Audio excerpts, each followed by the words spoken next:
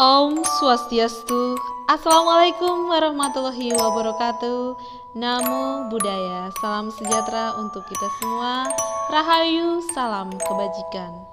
Hai, salam berbudaya. Belajar bersama Bu Damayanti. Kembali lagi bertemu dalam koneksi antar materi pengelolaan program yang berdampak pada murid. Saya Niputu Damayanti SPD CGP Kabupaten Karangasem Provinsi Bali. Pada modul kita kali ini kita akan belajar tentang MEL, MELF, Monitoring, Evaluation, Learning, Reporting, yaitu monitoring, evaluasi, pembelajaran, dan laporan. Monitoring dan evaluasi adalah proses menghimpun informasi dan menganalisis yang dilakukan secara internal dari sebuah proyek atau program. Sedang evaluasi adalah sebuah penilaian retrospektif secara periodik pada satu proyek atau program yang telah selesai. Biasanya, kegiatan evaluasi melibatkan penilai luar yang independen. Dalam melakukan monitoring dan evaluasi, Kurt C. Hobson menawarkan 12 prinsip dasar yang dapat digunakan sebagai pedoman. Yang pertama adalah alasan. Banyak hal positif yang bisa diperoleh dari aktivitas monitoring dan evaluasi. Hal yang kedua adalah menyetujui prinsip-prinsip yang menjadi pedoman, yang mana prinsip-prinsip yang menjadi pedoman dalam melakukan monitoring dan evaluasi adalah hal penting untuk dimiliki. Beberapa prinsip yang harus dipenuhi adalah bahwa monitoring dan evaluasi harus relevan, berguna, sesuai dengan waktu yang ditetapkan, dan kredibel.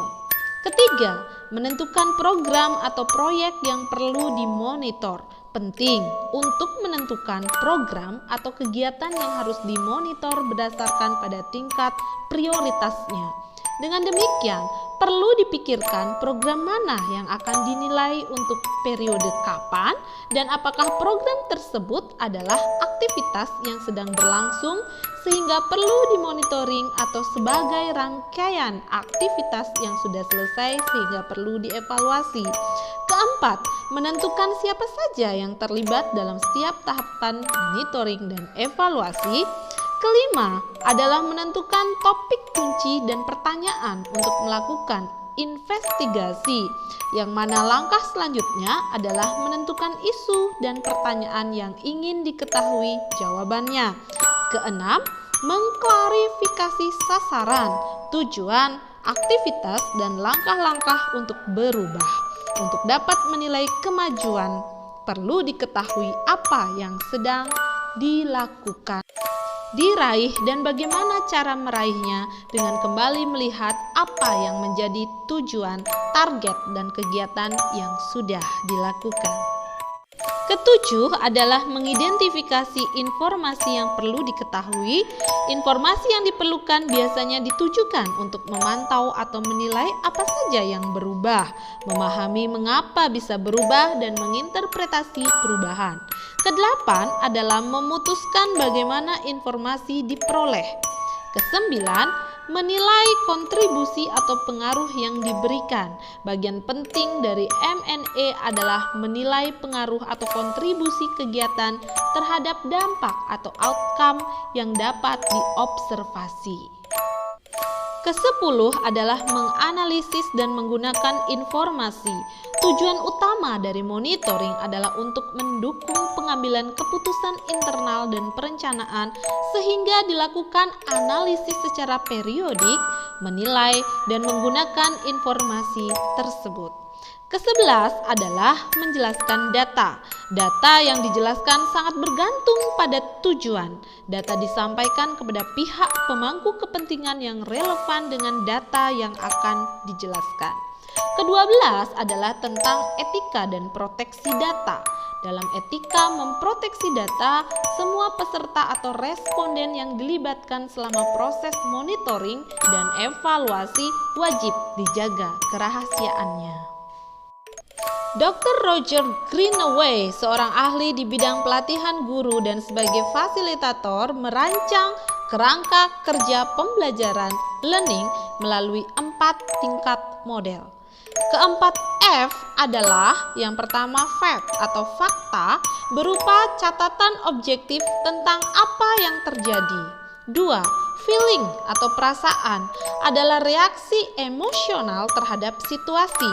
3. Finding atau temuan adalah pembelajaran konkret yang dapat diambil dari situasi tersebut. Dan yang keempat, future atau masa depan adalah menyusun pembelajaran yang digunakan di masa depan. Model ini dapat digunakan untuk berpikir dan merefleksikan situasi dan dapat membantu menyusun refleksi tertulis.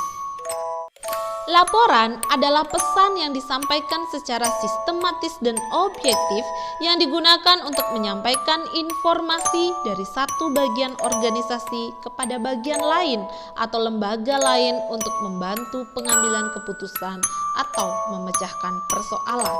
Pada dasarnya, laporan merupakan gambaran tentang apa, what, yang telah terjadi, di mana, where, kejadian tersebut berlangsung, bila mana, when, kejadian itu terjadi, dan mengapa, why, hal itu terjadi, siapa, who, yang bertanggung jawab terhadap sesuatu yang telah terjadi, serta bagaimana, how, kejadiannya. Konsep ini dikenal dengan istilah 5W 1H. Manajemen risiko.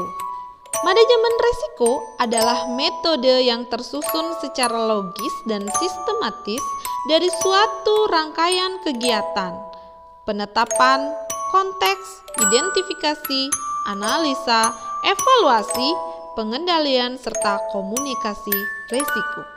Risiko tidak dapat dihindari tetapi dapat dikelola dan dikendalikan. Risiko dapat dikelola dengan baik, maka sekolah dapat meminimalisir kerugian yang dapat menghambat jalannya program sekolah yang telah direncanakan. Adapun tahapan manajemen risiko adalah identifikasi jenis risiko, pengukuran risiko, melakukan strategi dalam pengendalian risiko, serta melakukan evaluasi terus-menerus, maju dan berkelanjutan. Sekolah dapat mengefektifkan potensi sumber daya untuk dijadikan program sekolah yang berdampak pada murid, yaitu dengan cara memilah dan memilih potensi sumber daya yang relevan, menjadikan potensi dan sumber daya untuk mendongkrak proses belajar siswa, serta program sekolah yang selalu berpihak serta berdampak pada murid, serta mempertimbangkan risiko. Tahapan membuat program yang berdampak pada murid yaitu melalui tahapan Bagja yang terdiri dari buat pertanyaan, ambil pelajaran, gali impian, jabarkan rencana, dan atur eksekusi.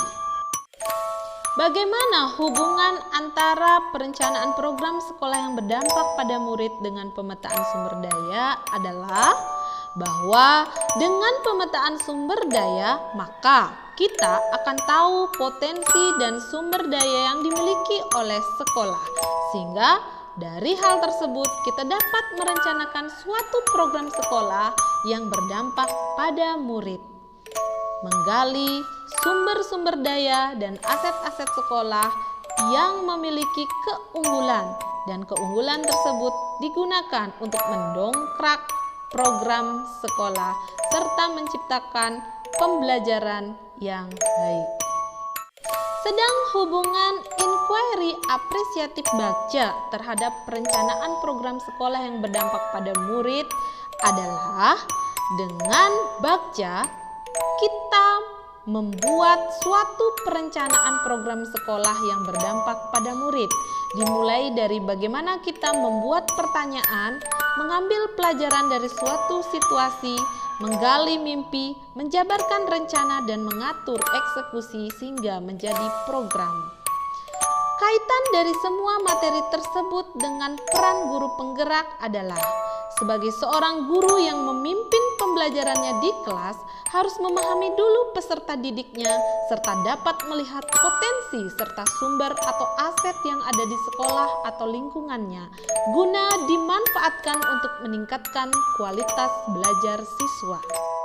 Guru dapat berperan serta di dalam membuat program sekolah yang berpihak pada murid dengan melihat aset potensi yang dimiliki sekolahnya dan dapat memprediksi resiko yang bisa saja muncul serta meminimalisir resiko dan mencari solusi untuk hal tersebut. Dan hal ini dapat mewujudkan merdeka belajar. Demikianlah pemaparan saya dalam koneksi antar materi di modul 3.3 Belajar Berbudaya, Belajar Bersama Budha Mayanti. Semoga bermanfaat dan akhir kata saya ucapkan terima kasih. Om Santi Santi Santi Om. Wassalamualaikum warahmatullahi wabarakatuh. Salam sejahtera untuk kita semua. Namo Buddhaya Rahayu. Salam kebajikan. Guru bergerak, Indonesia maju.